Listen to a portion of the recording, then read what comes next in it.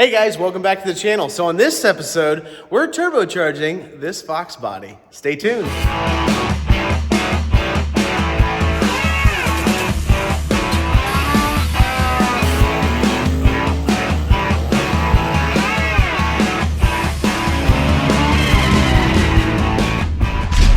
You're watching the Vasco Speed Performance YouTube channel. So this is Colby's Fox body Mustang. He's been nitrous for a while. He's decided he wants to go fast, so we are going to turbocharge this thing. It's not your normal engine. He's got a conventional small block in there. This is just the mock-up block, but he went ahead and chucked it in there for us. He's got this pretty sweet intake setup. It's got some down and forward headers on it, and this is the turbo we're going to be using. I'm not sure what size it is. I'll have to ask him and see. Then we're also going to do, it's like a 5-inch thick on 3 air-to-air. He's going to make it a street car, so he wants to be able to drive it everywhere. Of course, we're going to use a Maven mount, nothing but the best. He's got a 5.0 brushless aeromotive pump. We're going to mount that. Dual wastegates. So we haven't had a chance to actually document a whole turbo kit because we've just been busy, but now that we're kind of getting caught up, we will be able to kind of slow down and focus on the whole process. So stick around, we're going to do that. We're also going to be mounting the fuel cell in the trunk, and there were some other odds and ends, but yeah, so let's get to it. Okay, so first things first, what we're going to do is we're going to get the bumper off, and we're going to get this 5-inch intercooler mounted. It's kind of like one of those things where you don't know where to start when you're doing something like this. So we like to get the intercooler mounted. It's going to be a street car, so he's going to have a radiator in it. He's going to bring us the radiator this week sometime. So if we can get the intercooler in here clear behind the bumper, then it'll show us where we need to mount the radiator. Then that'll give us where we can place the turbo. We also have to cut these back.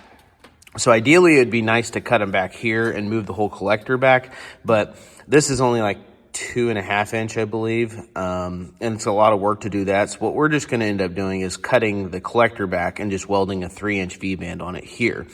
So we kind of need to work from the front back so that we know all of our spacing and everything's going to work out. So we're going to get the bumper off and start mounting the intercooler, and then we'll eventually get these headers off and cut those back too. So let's get to it.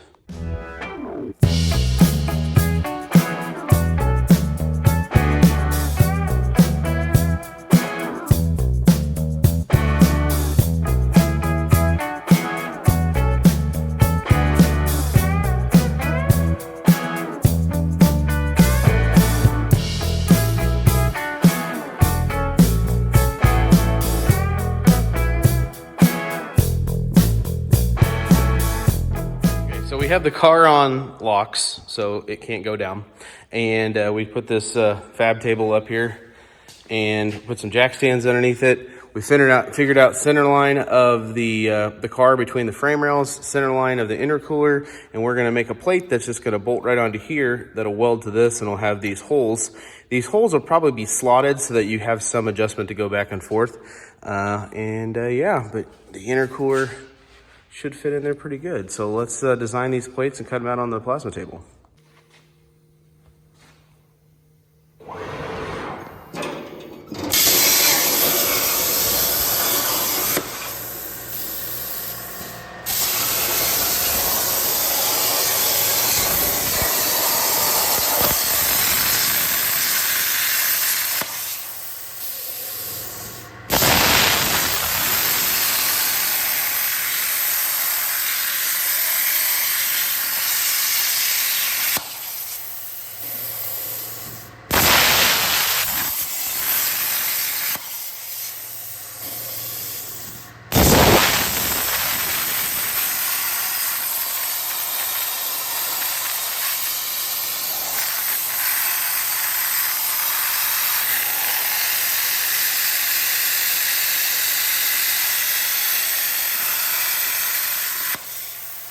Okay, so we got our plates made. We went ahead and threw the VSP logo in there. And then We got it centered, and we'll just weld along here. We might do a gusset on the top just to help reinforce it to keep it from flexing.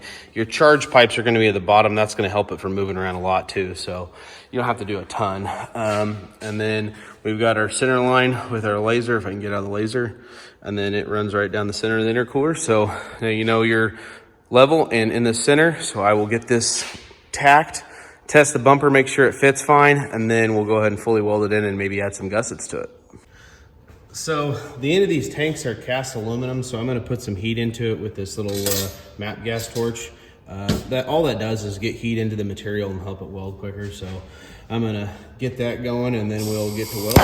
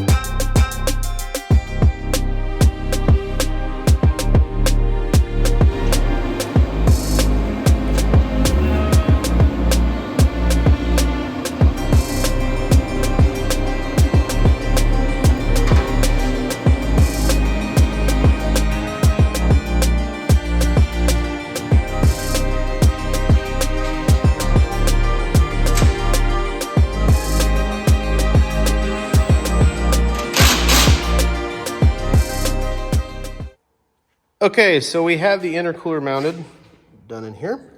Colby dropped off the radiator for us, so we got that. We went ahead and welded this dash 20 bung on the bottom as water pump.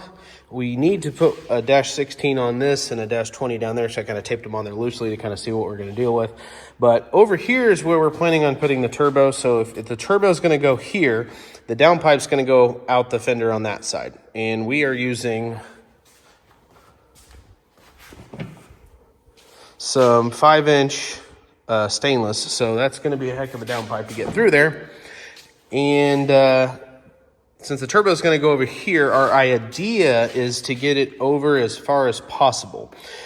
Now, with that being said, we might end up having to take this neck off and move it to the other side and then turn this into a dual pass. Not sure what we're going to do there. We're probably going to have to cut out all of this, and then the turbo is going to try and fit over as far as possible and might end up being right on the middle of the frame rail. So the turbo that we are dealing with is this bad boy. This is an 88 millimeter turbo. So we are going to try and fit this in there. So yeah, so it should be okay. So we need to get this panel out of here to get room for a big old turbocharger. So I was going to cut it from the inside, but I like how it has this lip here, so I can kind of use that as a guidance line. So what I'll probably do is I'll come in here with a cutoff wheel and just cut it off. So I'll probably follow this line down and this line across here. I'm not sure what we'll do up front, and then probably follow the seam up in here. I don't know, we might have to get creative and kind of follow this. Oh, help if I point the camera up there. Follow this contour up here too. So I'll get to cutting some stuff out of here and try to make some room for this thing, and then we'll see how the turbo fits in there.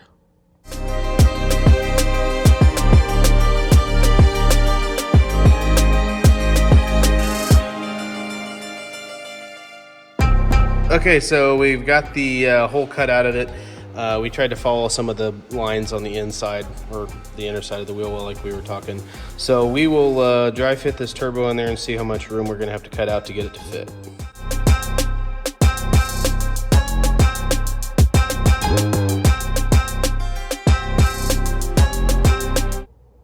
Okay, so we got the turbo kind of setting in the hole, kind of where we think we're going to do it.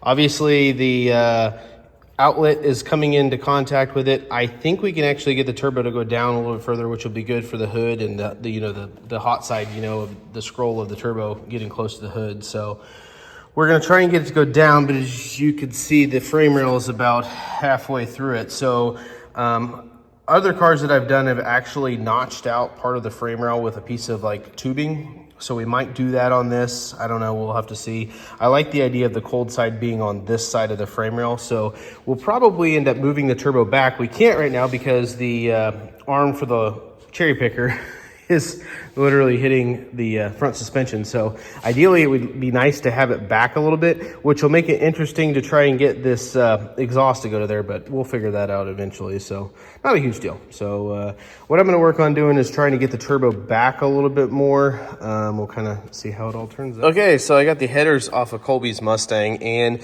so these V-bands are 2.5 inch, and we're gonna put 3 inch on it. Two reasons. One reason why is because the collectors are super long. So if we move them back to the 3 inch, it'll give us more room for the turbo kit. Plus the inlet to the turbo is a 3 inch. So it just kind of makes sense. So we're going to go ahead and cut these off. So once we get these cut off, then we will weld our 3 inch V-bands on, and then we can put it back on and start working on the turbo kit. Okay, so we got both the V-bands cut off. As you can see in here, they're actually, I mean, for a cheap header, they're actually pretty decent. It's a pretty decent thickness. So I'd say they're probably like 16 gauge. So I just measured back 2 3/4 inch. And so when you stick the V-band up there, it's not going to fit 100% perfect, but we'll have to fill in where, you know, where you have the low spots at it. So we'll have to do that, but not a huge deal. So we'll take it over to the sander and sand them flat. There's a tip here that I'm going to try to avoid, but might get some of that. And so we'll do that, and then we'll get these V-bands welded on.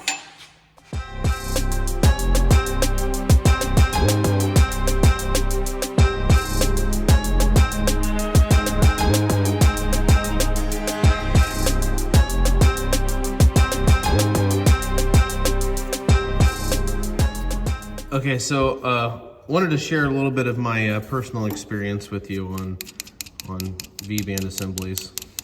Not that it really matters, but some of you may not know. So a good V-band will have a male and a female like this. So when you go to put them together, they literally they lock, which helps them line up, which helps prevent exhaust leaks. So that's one thing I always look for in a set of V-bands. Also, if you look at this, let's get this thing put together real quick. I'm not a huge fan of this quick style because they usually aren't that much quicker, but it is what it is. When you get them, they're gonna come with a nut like this. So this is like a locking nut, and see it has little cuts in it. So if you're building a turbo kit, when you go and you take this on and off a whole bunch of times, you're not gonna sit there and hand wrench it every time. So you're probably gonna use like an impact to zip it on and zip it off. The problem is this thing will actually gall up the threads, and then the V-band clamp is destroyed. So when you're assembling it, I always use these. Whenever I deliver the car to the customer after I build a turbo kit, it comes with these on there. I give the customer the option in a bag of these. If you wanna put them back on, feel free. But for the most part, I generally don't have any problem with these. I like to just leave the, regular non-locking nuts on there, because 9 times out of 10 you go to, take it apart and these things will just screw the threads up. So that's just a tip for me. Take it for what it's worth. You can do whatever you want to do, but just something I've noticed over the years of working on V-bands.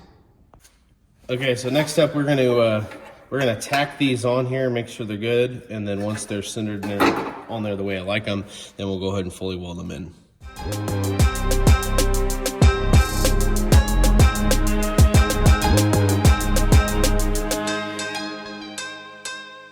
Okay, so we have the headers back on. We got the V-bands welded on, so they go to 3 inch. I have got the turbo mounted.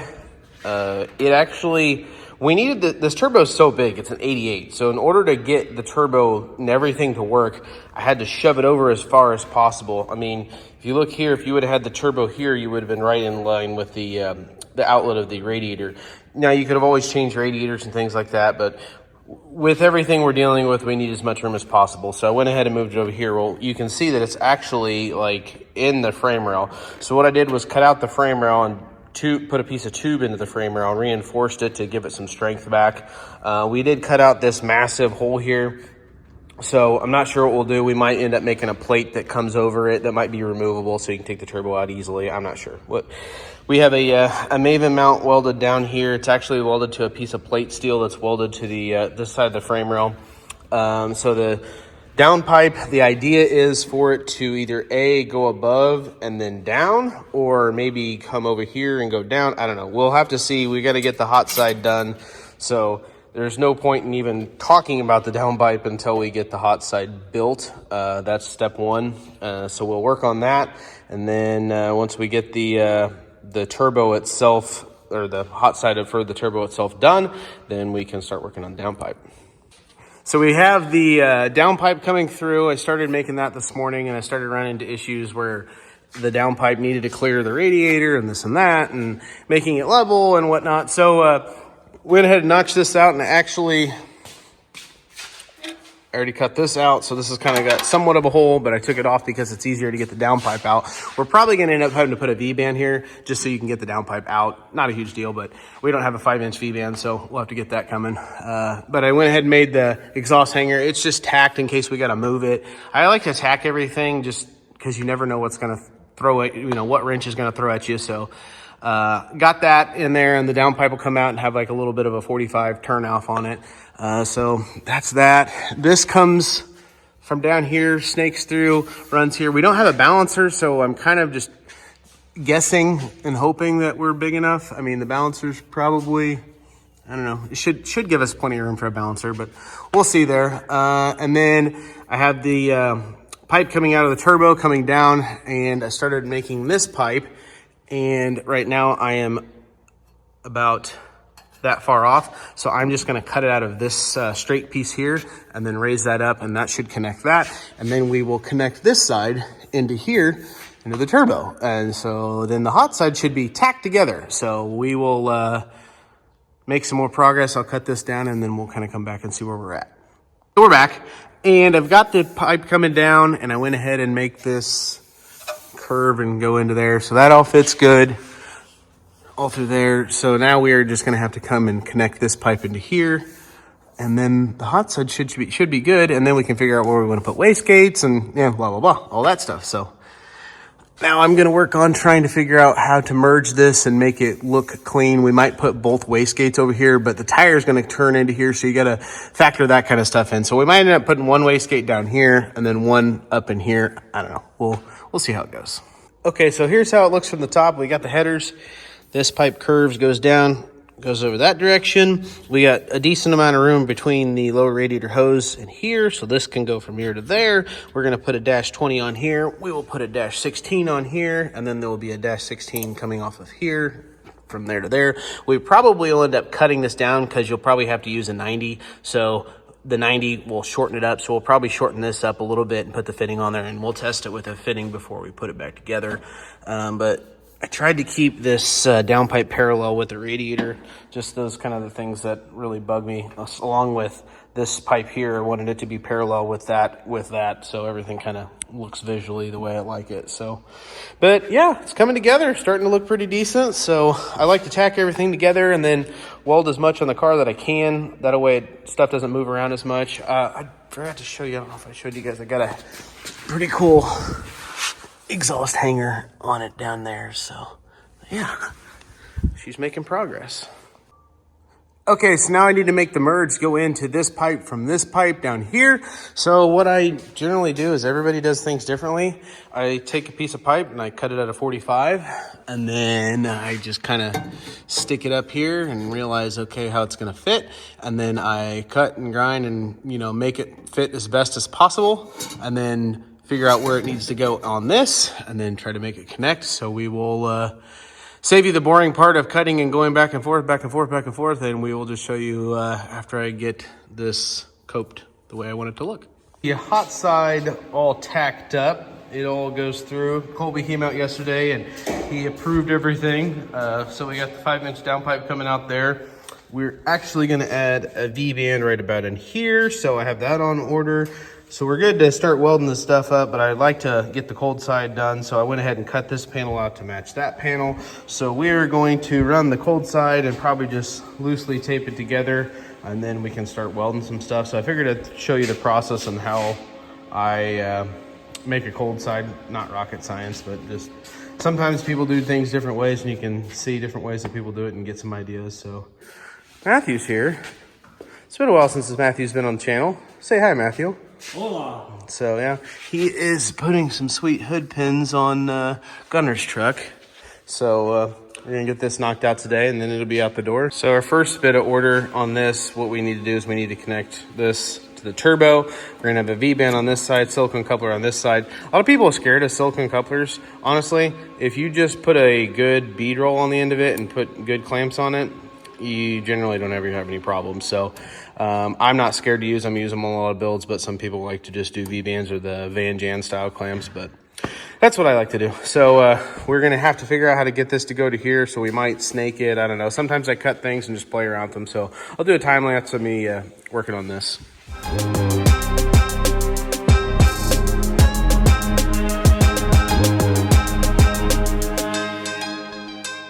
And that's the rocket science behind it. You just kind of cut and fit and twist and turn pipes and try to make it fit. So before we go and weld it, we'll stick the bumper on and make sure it'll clear everything. We might have to trim a little bit more of the bumper out here anyways, but yeah, so on to the next side.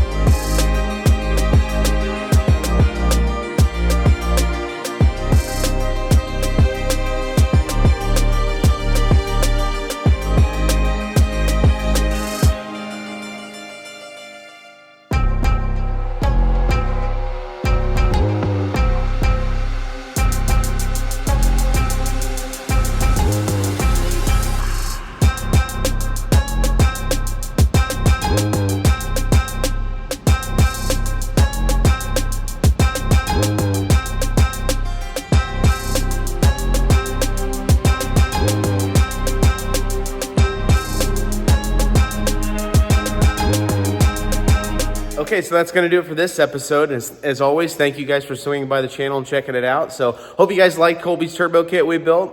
We got it knocked out, so we still have to reveal the new shop car. We haven't done that yet, so we're going to do that soon, I promise. And we're going to go through some other things that we're going to do. Pretty exciting, if you ask me. We also have some new exciting news coming up, and I can't wait to tell everybody because it's something I'm really excited about, but not to do with shop car, something else. So that and more updates on the F100. We're doing really, really good on it. We're going to try to have that truck ready. Maybe not running, but at least at the Streetcar Takeover kickoff party in about a month. So we're going to work our butts off, try to get that done. If you like the channel, make sure you like, comment, and subscribe. We'll catch you on the next one.